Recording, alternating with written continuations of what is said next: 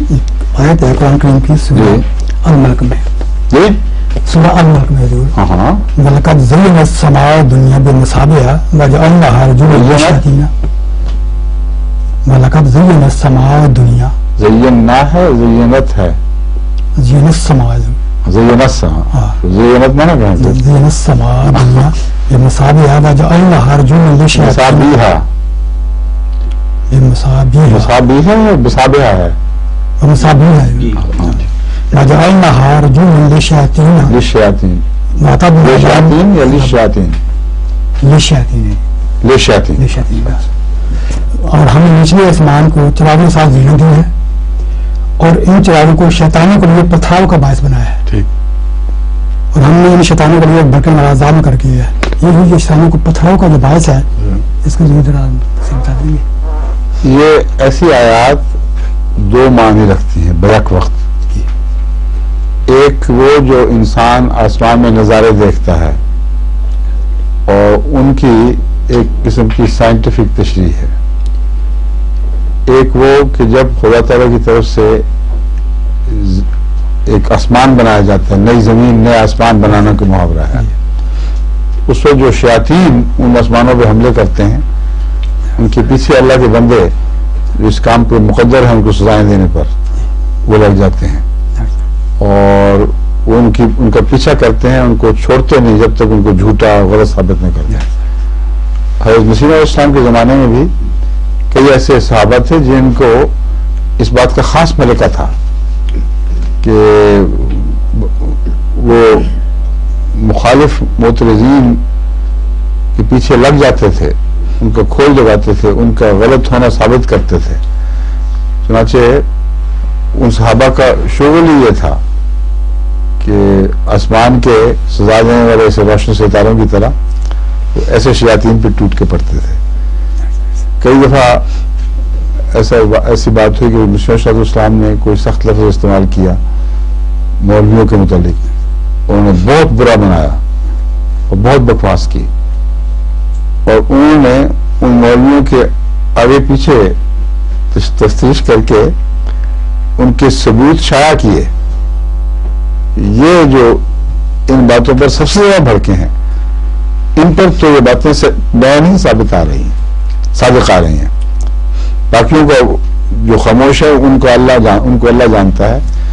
اور حضرت مسیح صاحب نے سب کے متعلق زبان استعمال فرمائی نہیں، بلکہ ان کے جو چوٹی کے سربراہ ہیں جو مخالفت میں اور اپنے عناد میں سب سے آگے بڑھ گئے ہیں، ان کا اپنا یہ حال اسی قسم کے الفاظ ہیں، اور ان سب کو انہوں نے ننگا کیا.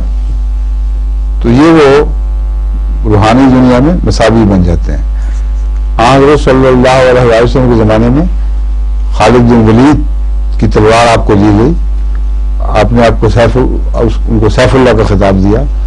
حضرت علی رضی اللہ تعالیٰ عنہ اور بھی بڑے بڑے زبردست صحابہ تھے جو جن سے کافروں کے پانی پیتے ہوتے تھے، پیتے پانی ہوتے تھے. حضرت حمزہ بھی دھوکے میں مارے گئے ورنہ بہت زبردست جرار تھے. جب حضرت عمر آئے ہیں صلی اللہ علیہ وسلم کے خدمت میں، آئے چلے جو گھر سے تھے آپ کو قتل کرنے کے لیے، رستے میں آپ کا دل خود گھائل ہو گیا. جو آواز دی ہے تو صحابہ ان کے جبر اور ان کی جلوس سے کچھ خوف زدہ تھے، کمزوری کا زمانہ تھا. تو ہم حضرت حمزہ ایمان لے آئے تھے، انہوں نے کہا آنے دو اس کو کافی اس کے لیے. کوئی شبہ نہیں کہ حضرت حمزہ کے مقابل پر حضرت عمر کی جو پہلوانی اور جو طاقت اور لڑائی کی طاقت کچھ بھی نہیں تھی. تو ایسے ایسے خدا نے ان کو حضرت رسول اللہ صلی اللہ علیہ وسلم کو پہلوان عطا فرمائے جنہوں نے دشمن کا پیچھا کیا، ان کو پکڑا، ان کو مغلوب کیا، ان کو مغلوب کیا.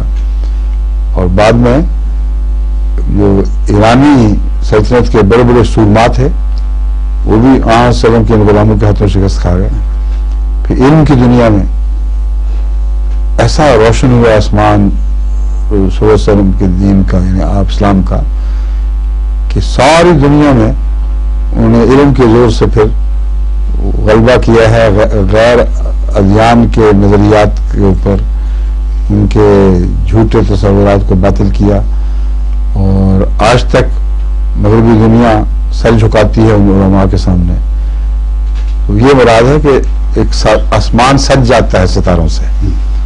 جب نبی آتا ہے تو اس میں تم دیکھتے ہو کہ پھر یہ اس شیاطین کو اجازت نہیں دیتے کہ وہ حملے کریں کھل کھل کے.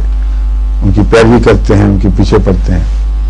ہمارے افتخار صاحب کے خسر حضرت مولوی ابو العطا صاحب، ان کے بھی یہی کیفیت تھی. ساری عمر وہ جہاد پر لگے رہے ہیں اور ان کے قلم سے جان نکلتی تھی لوگوں کی، دشمنوں کی. اور خالد، ان کو بھی خالد کا خطاب دیا حضرت خلیفۃ المسیح ثانی نے. یہ بھی اس دور کا ایک مجھے خالد ملا ہے. تو یہ ہیں اس کی روحانی مضامین.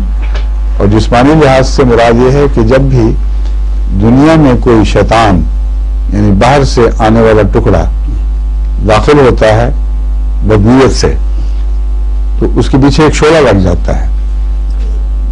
وہ شعلہ کیا ہے؟ اصل میں وہ خود جل رہا ہوتا ہے، تو اس کے پیچھے چھٹا ہوا جو شعلہ کو ٹکڑا پیچھے رہ جاتا ہے، وہ شعلہ دکھائی دیتا ہے. دیکھنے والی آنکھ کو یہ لگتا ہے کہ شعلہ اس کے پیچھے پڑا ہوا ہے. اور واقعہ یہ ہے کہ سماج دنیا کی حفاظت کا نظام خدا نے ایسا کیا ہے کہ جو بھی شیطان آئے گا وہ جل جائے گا، اور وہ نہ جل جائے تو دنیا تباہ و برباد ہو جائے. تو بیک وقت خدا تعالیٰ کے کلام میں یہ کیسی خوبی اور کیسا حسن ہے کہ دو مضامین جو بالکل بظاہر مختلف ہیں ان کو جوڑ دیتا ہے، اور دونوں جگہ بہت ہی لطیف معنی پیدا کرتا ہے. سمجھ گئے؟ فرمائیے. ظہور مہدی آخر زمان